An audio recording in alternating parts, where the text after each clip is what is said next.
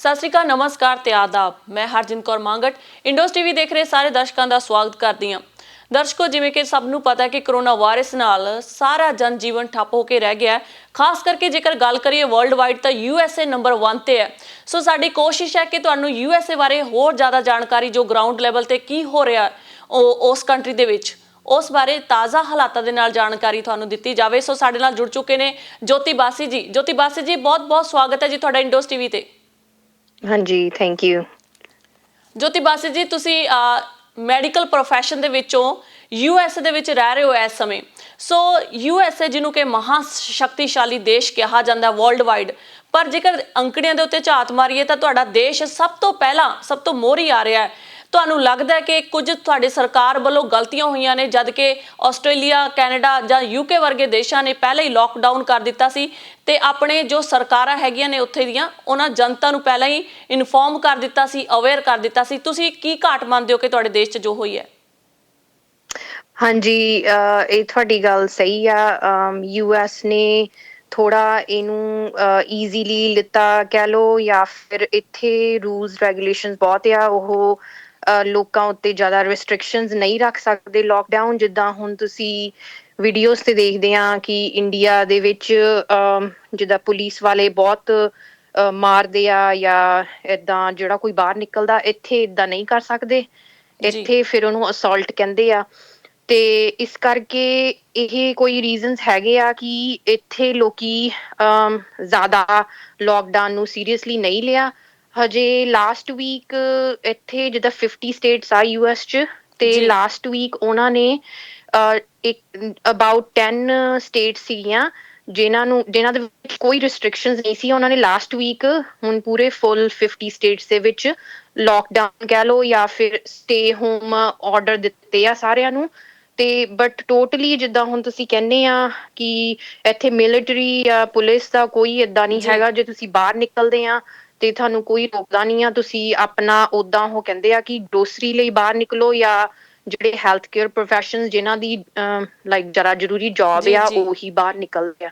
ਤੇ ਜੀ ਨਿਊਯਾਰਕ 'ਚ ਮੈਂ ਰਹਿੰਦੀ ਵੈਸੇ ਐਕਚੁਅਲੀ ਕੈਲੀਫੋਰਨੀਆ 'ਚ ਆ, ਪਰ ਨਿਊਯਾਰਕ 'ਚ ਮੈਂ ਸੁਣਿਆ ਆ ਕਿ ਕਿਉਂਕਿ ਅਸੀਂ ਐਵਰੀਡੇ ਨਿਊਜ਼ ਦੇਖਦੇ ਆ, ਤੇ ਉੱਥੇ ਹੈਗਾ ਆ ਕਿ ਹੁਣ ਜਿਹੜਾ ਕੋਈ ਬਾਹਰ ਨਿਕਲਦਾ ਆ ਬਿਨਾਂ ਕੋਈ ਲੋੜ ਤੋਂ, ਤੇ ਉਹਨਾਂ ਨੂੰ ਉਹ ਲਾਈਕ ਜਿੱਦਾਂ ਫਾਈਨ ਕਰਦੇ ਆ। ਜੀ ਜੋਤੀ ਜੀ, ਸੋ ਇਹ ਵਾਇਰਸ ਕਾਰਨ ਤੁਹਾਡੇ ਦੇਸ਼ ਦੇ ਉੱਤੇ ਬਿਜ਼ਨਸ ਦਾ ਪ੍ਰਭਾਵ ਕਿੰਨਾ ਕੁ ਪਿਆ ਬਿਜ਼ਨਸ ਦੇ ਉੱਤੇ? ਤੇ ਹੋਰ ਜਿਹੜੇ ਸਕੂਲਾਂ ਦੇ ਵਿੱਚ ਬੱਚੇ ਹੈਗੇ ਨੇ, ਜਾ ਰਹੇ ਨੇ ਇਸ ਵੇਲੇ, ਜਾਂ ਸਕੂਲ ਤੁਹਾਡੇ ਬੰਦ ਹੋ ਚੁੱਕੇ ਨੇ? ਜੇਕਰ ਗੱਲ ਕਰੀਏ ਜੌਬਸ ਦੀ, ਤਾਂ ਜੌਬਸ ਦਾ ਜੋ ਹੈਗਾ, ਕਿੰਨੇ ਕੁ ਲੋਕੀ ਅਨਇੰਪਲਾਏ ਹੋਏ ਨੇ ਉੱਥੇ? ਹਾਂਜੀ, ਸੋ ਬਿਜ਼ਨਸ ਜਿਹੜੇ ਇੱਥੇ ਸਮਾਲ ਬਿਜ਼ਨਸਿਸ ਆ, ਸਾਰਿਆਂ ਨੂੰ ਨੋਟਿਸ ਜਾ ਚੁੱਕਾ ਆ। ਸਾਰਾ ਕੁਝ ਬੰਦ ਆ। ਜੀ ਸਿਰਫ ਇੱਥੇ hospitals, grocery stores, police station, ਏਦਾਂ ਦੇ ਰੈਸਟੋਰੈਂਟ ਸਾਰੇ ਡਰਾਈਵ ਥਰੂ ਖੁੱਲੇ ਆ। ਨੋਟ ਸਾਰੇ ਕਹੂੰਗੀ ਮੈਂ, ਜਸਟ ਥੋੜੇ ਫਰੈਂਚਾਈਜ਼ ਖੁੱਲੇ ਆ, ਤੇ ਉਹ ਵੀ ਡਰਾਈਵ ਥਰੂ ਕਰਦੇ। ਤੁਸੀਂ ਬੈਠ ਕੇ ਨਹੀਂ ਖਾ ਸਕਦੇ। ਤੇ ਸਕੂਲਸ ਵੀ ਬੰਦ ਆ ਫॉर ਅਬਾਊਟ 1 ਮੰਥ ਹੋ ਗਿਆ ਆ। ਤੇ ਪ੍ਰਭਾਵ ਤਾਂ ਬਹੁਤ ਪੈ ਰਿਹਾ। ਆਈ ਥਿੰਕ ਅਨਇੰਪਲੋਇਮੈਂਟ 10 ਬਿਲੀਅਨ ਲੋਕਾਂ ਨੇ last within a month apply ਕੀਤਾ ਆ। ਸੋ ਹਜੇ ਫੁੱਲ ਨੰਬਰ ਦਾ ਮੈਨੂੰ ਪੂਰਾ ਨਹੀਂ ਪਤਾ, ਬਟ ਬਹੁਤ ਜ਼ਿਆਦਾ ਇਹ ਚੀਜ਼ ਦਾ ਫਰਕ ਪੈ ਰਿਹਾ ਹੈ। ਜੀ ਤੁਹਾਡੇ ਹਜੇ ਅੱਗੇ ਪੈਣਾ ਪ੍ਰੈਜ਼ੀਡੈਂਟ ਵੀ ਆ। ਜੀ ਤੁਹਾਡੇ ਪ੍ਰੈਜ਼ੀਡੈਂਟ ਡੋਨਲਡ ਟਰੰਪ ਵੱਲੋਂ ਕਿਹਾ ਜਾ ਰਿਹਾ ਸੀ ਕਿ ਉਹ USA 'ਚ ਮੁਕੰਮਲ ਤੌਰ ਤੇ ਲੋਕਡਾਊਨ ਨਹੀਂ ਕਰ ਰਹੇ। ਕੀ ਉਹ ਇਸ ਗੱਲ ਨੂੰ ਹੁਣ ਸੀਰੀਅਸ ਲੈ ਰਹੇ ਨੇ ਕਿ ਲੋਕਡਾਊਨ ਕਰਨਾ ਚਾਹੀਦਾ, ਕਿਉਂਕਿ ਕੇਸਾਂ ਦੀ ਭਰਮਾਰ ਹੋ ਰਹੀ ਹੈ ਤੁਹਾਡੀ ਕੰਟਰੀ ਦੇ ਵਿੱਚ? ਹਾਂਜੀ, ਲਾਈਕ ਮੈਂ ਜਿੱਦਾਂ ਤੁਹਾਨੂੰ ਪਹਿਲਾਂ ਦੱਸਿਆ ਸੀਗਾ, ਜਸਟ ਲਾਸਟ ਵੀਕ ਅਬਾਊਟ 50 ਵਿੱਚੋਂ 10 ਸਟੇਟਸ ਹੈਗੀਆਂ ਸੀ ਜਿਹੜੇ ਇਹਨਾਂ ਨੇ ਉਹਨਾਂ ਤੇ ਜਿੱਦਾਂ ਆਮ ਹੀ ਲਾਈਫ ਸਾਰੇ ਲੋਕੀ ਬਾਹਰ ਨਿਕਲਦੇ ਸੀ, ਸਾਰਾ ਕੁਛ ਕਰਦੇ ਸੀ। ਹੁਣ ਲੈ ਰਹੇ ਆ seriously. About I think 10-15 days ਤੋਂ ਹੋਇਆ। ਹੁਣ ਟਰੰਪ ਨੇ ਵੀ ਕਿਹਾ ਕਿ ਨੈਕਸਟ 2 ਵੀਕਸ ਕਾਫੀ ਕਰੂਸ਼ਲ ਹੈਗੇ ਆ, ਜੀ ਤੇ ਕਾਫੀ ਡੈਥ ਜਿੱਦਾਂ ਖਰਵ ਦੀ ਗੱਲ ਕਰਦੇ ਆ, ਉਹ ਕਾਫੀ ਜਿੱਦਾਂ ਉੱਪਰ ਜਾ ਰਿਹਾ। ਸੋ ਹੋਪਫੁਲੀ ਆਫਟਰ 2 ਵੀਕਸ ਥੋੜਾ ਫਲੈਟਨ ਹੋਵੇ। ਸੋ ਵੀਰ ਜਸਟ ਹੋਪਿੰਗ ਨਾ। ਜਿਵੇਂ ਕਿ ਤੁਸੀਂ ਕਿ ਦੱਸਿਆ ਕਿ ਤੁਹਾਡੀ ਸਰਕਾਰ ਜਿਹੜੀ ਸੀਗੀ ਰੈਡੀ ਨਹੀਂ ਸੀ ਇਹਨਾਂ ਸਾਰੀਆਂ ਚੀਜ਼ਾਂ ਲਈ, ਕਿਉਂਕਿ ਸ਼ਾਇਦ ਉਹਨਾਂ ਬੜੇ ਈਜ਼ੀ ਵੇ 'ਚ ਲੈ ਲਿਆ ਟਰੰਪ ਨੇ ਕਿ ਅਸੀਂ ਇਸ ਬਿਮਾਰੀ ਦੇ ਉੱਤੇ ਕਾਬੂ ਛੇਤੀ ਪਾ ਲਵਾਂਗੇ।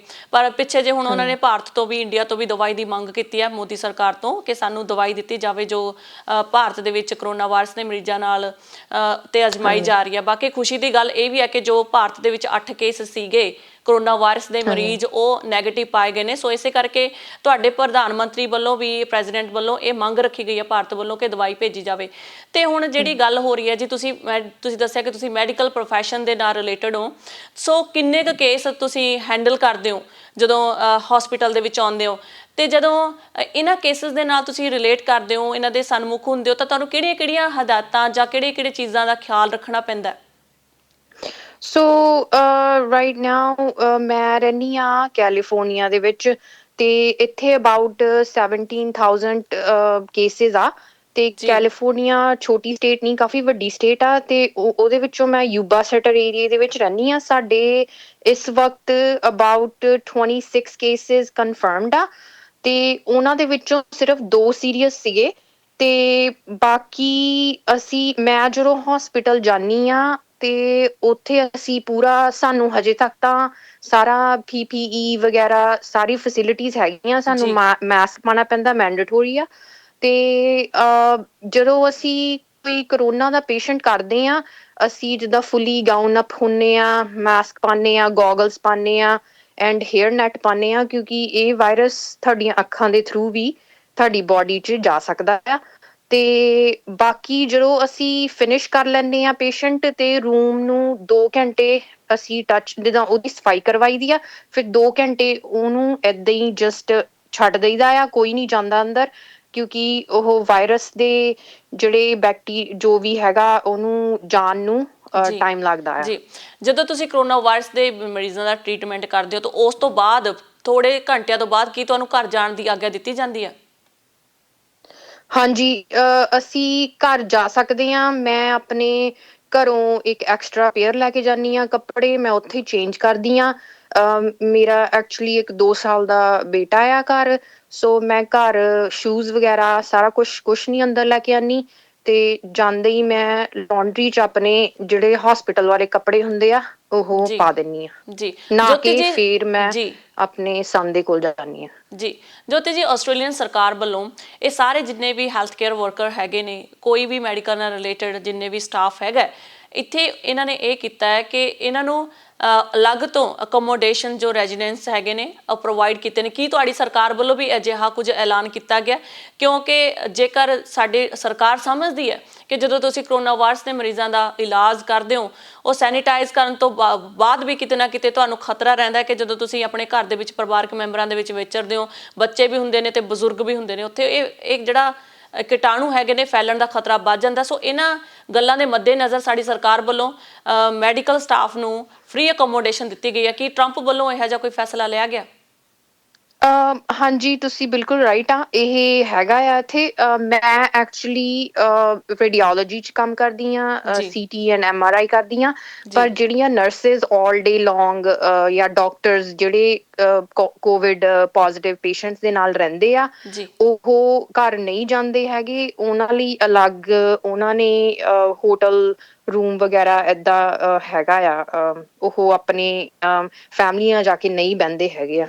ਸੋ USA ਦੇ ਵਿੱਚ ਹੁਣ ਕੁੱਲ ਮਿਲਾ ਕੇ ਕਿਹੋ ਜਿਹਾ ਮਾਹੌਲ ਹੈ? ਲੋਕ ਘਰਾਂ ਤੋਂ ਬਾਹਰ ਨਿਕਲ ਰਹੇ ਨੇ, ਜਿੱਦਾਂ ਕਿ ਸਾਰੇ ਐਂਟਰਟੇਨਮੈਂਟ ਸਾਧਨ ਹੈਗੇ ਨੇ ਬੰਦ ਕਰ ਦਿੱਤੇ ਗਏ ਨੇ, ਪੱਬ ਕਲੱਬ ਜੋ ਕੈਫੇ ਆ ਉਹ ਵੀ ਕੁਝ ਰਿਸਟ੍ਰਿਕਸ਼ਨ ਟਾਈਮ ਦੇ ਲਈ ਖੁੱਲੇ ਰੱਖੇ ਗਏ ਨੇ। ਸੋ ਕਿਹੋ ਜਿਹਾ ਮਾਹੌਲ ਹੈ? ਸ਼ਾਂਤ ਮਾਹੌਲ ਹੈ ਜਾਂ ਅਜੇ ਵੀ ਚਹਿਲ ਪਹਿਲ ਹੈ ਤੁਹਾਡੇ ਦੇਸ਼ ਦੇ ਵਿੱਚ? ਨਹੀਂ, ਐਕਚੁਅਲੀ ਹੁਣ ਫਾਈਨਲੀ ਲਾਸਟ 1-2 ਵੀਕਾਂ ਤੋਂ ਸਾਰੇ ਜਾਣੇ ਬਹੁਤ ਸੀਰੀਅਸ ਲੈ ਰਹੇ ਆ। ਜੀ ਹੁਣ ਜਦੋਂ ਅਸੀਂ ਗਰੋਸਰੀ ਵਗੈਰਾ ਲੈਣ ਜਾਈਦਾ ਆ, ਕਾਫੀ ਲਾਈਨ ਅਪ ਹੁੰਦੀ ਆ, ਸਾਰਿਆਂ ਨੇ ਮਾਸਕ ਪਾਏ ਹੁੰਦੇ ਆ, ਆਪਣਾ ਸੋਸ਼ਲ ਜੀ ਡਿਸਟੈਂਸਿੰਗ ਹੁੰਦੀ ਆ। ਤੇ ਗਰੋਸਰੀ ਸਟੋਰ 'ਚ ਉਹ ਸਿਰਫ ਹਰੇਕ ਗਰੋਸਰੀ ਸਟੋਰ ਦੇ ਆਪਣੇ ਰੂਲ ਆ, ਅਬਾਊਟ 25 ਪੀਪਲ ਉਹ ਅੰਦਰ ਬਾੜਦੇ ਆ ਇੱਕ ਟਾਈਮ ਤੇ, ਕਿ ਜ਼ਿਆਦਾ ਕਰਾਊਡਡ ਨਾ ਹੋਵੇ। ਫਿਰ ਉਹਨੇ ਜਦੋਂ ਲੋਕੀ ਨਿਕਲ ਜਾਂਦੇ ਆ ਬਾਹਰ, ਫਿਰ ਉਹ ਹੋਰ 25 ਏਦਾਂ ਵੜਦੇ, ਜੀ ਉਹਦੇ ਕਰਕੇ ਥੋੜਾ ਲਾਈਨ ਅਪ ਜ਼ਿਆਦਾ ਆ। ਤੇ ਚੀਜ਼ਾਂ ਉੱਤੇ ਵੀ ਲਿਮਿਟੇਸ਼ਨਸ ਆ, ਕਿ ਤੁਸੀਂ ਇੰਨੀਆਂ ਹੀ ਲੈ ਸਕਦੇ ਆ।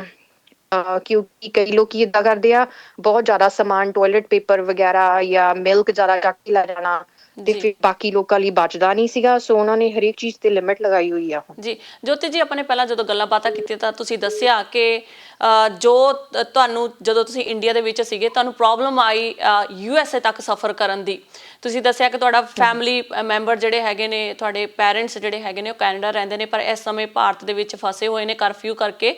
ਤੇ ਜਦੋਂ ਤੁਸੀਂ ਇੰਡੀਆ ਦੇ ਵਿੱਚ ਸੀਗੇ ਤੇ ਉੱਥੋਂ ਦਾ ਸਫ਼ਰ USA ਤੱਕ ਦਾ ਕਿਸ ਤਰ੍ਹਾਂ, ਤੁਹਾਨੂੰ ਕਿੰਨੀਆਂ ਕੁ ਪ੍ਰੋਬਲਮ ਤੇ ਮੁਸ਼ਕਲਸ ਆਈਆਂ, ਕਿਸ ਤਰ੍ਹਾਂ ਤੈਅ ਕੀਤਾ ਤੁਸੀਂ? ਹਾਂਜੀ, ਸੋ ਅਸੀਂ ਆਣਾ ਸੀਗਾ ਵਾਪਸ 18th of April, ਹਨਾ। ਜੀ ਤੇ ਇਹ ਸਾਰਾ US ਚ ਜਦੋਂ ਜ਼ਿਆਦਾ ਆਊਟਬ੍ਰੇਕ ਹੋਇਆ ਅਰਾਊਂਡ 11-12 April ਨੂੰ, ਤੇ ਉਦੋਂ ਟਰੰਪ ਨੇ ਸਾਰੀਆਂ ਯੂਰਪ ਤੋਂ ਆਉਣ ਵਾਲੀਆਂ ਫਲਾਈਟਾਂ ਬੰਦ ਕਰਤੀਆਂ ਸੀ। ਸੋ ਜੀ ਅਸੀਂ ਆਣਾ ਸੀਗਾ 18th ਨੂੰ ਥਰੂ ਐਮਸਟਰਡਮ, ਜੀ KLM 에ਅਰਲਾਈਨ ਦੇ ਥਰੂ।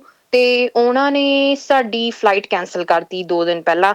ਸੋ ਪੈਨਿਕ ਤਾਂ ਥੋੜਾ ਜਿਹਾ ਹੋਏ ਸੀ ਅਸੀਂ, ਬਟ ਸਾਡੀ ਫਲਾਈਟ ਵਾਲੇ ਮਤਲਬ ਵਧੀਆ ਸਰਵਿਸ ਨਿਕਲੀ। ਉਹਨਾਂ ਨੇ ਸਾਨੂੰ ਡਾਇਰੈਕਟ ਫਲਾਈਟ ਦੇਤੀ ਥਰੂ 에ਅਰ ਇੰਡੀਆ। ਜੀ ਸੋ ਬਟ ਜਿਸ ਦਿਨ ਅਸੀਂ ਆਣਾ ਸੀਗਾ ਉਸ ਦਿਨ ਨਰਵਸ ਤਾਂ ਸੀਗੇ, ਕਿਉਂਕਿ ਉਸ ਵੇਲੇ ਤੱਕ ਕਾਫੀ ਇੰਡੀਆ ਅਮਰੀਕਾ ਕੇਸਿਸ ਕਨਫਰਮਡ ਹੋ ਗਏ ਸੀਗੇ। ਜੀ ਬਟ ਜਦੋਂ ਅਸੀਂ ਉੱਥੇ ਪਹੁੰਚੇ 에ਅਰਪੋਰਟ, ਉੱਥੇ ਕਾਫੀ ਲਾਈਕ ਘੱਟ ਲੋਕ ਸੀਗੇ, ਇੰਨਾ ਕਰਾਊਡਡ ਨਹੀਂ ਸੀਗਾ। ਜੀ ਬਟ ਸਾਡੀ ਫਲਾਈਟ ਪੂਰੀ ਫੁੱਲ ਸੀਗੀ, ਕਿਉਂਕਿ ਸਾਰੇ ਲੋਕੀ ਪੈਨਿਕ ਹੋ ਕੇ ਵਾਪਸ ਆਉਣਾ ਚਾਹੁੰਦੇ ਸੀਗੇ। ਸਾਡੀ ਫਲਾਈਟ ਚੋਂ ਕਾਫੀ ਲੋਕ ਉਹਨਾਂ ਨੇ ਕੈਨੇਡਾ ਵੀ ਜਾਣਾ ਸੀਗਾ ਥਰੂ ਸੈਨ ਫਰਾਂਸਿਸਕੋ।